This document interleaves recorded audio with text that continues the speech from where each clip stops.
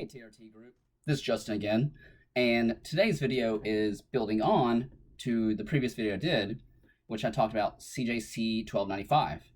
Now, the reason why I'm going to Ipamorelin this time is because a lot of clinics now are prescribing Ipamorelin, as CJC 1295 is becoming a little bit more difficult to obtain.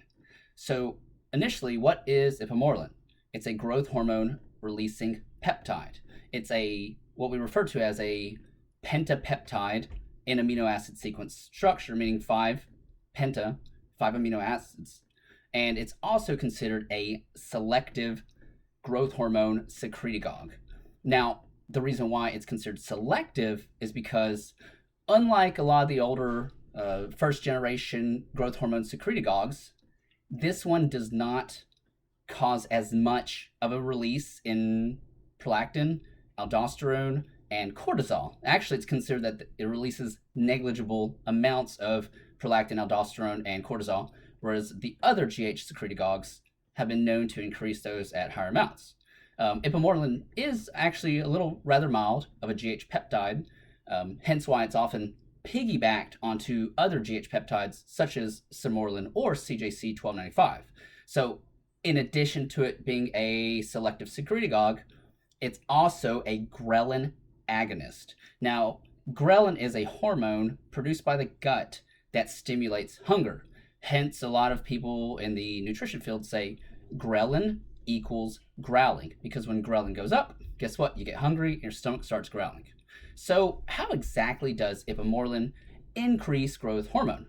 Well, first, it directly stimulates the pituitary gland to increase the endogenous production of growth hormone and therefore its downstream product hormone, IGF-1, okay?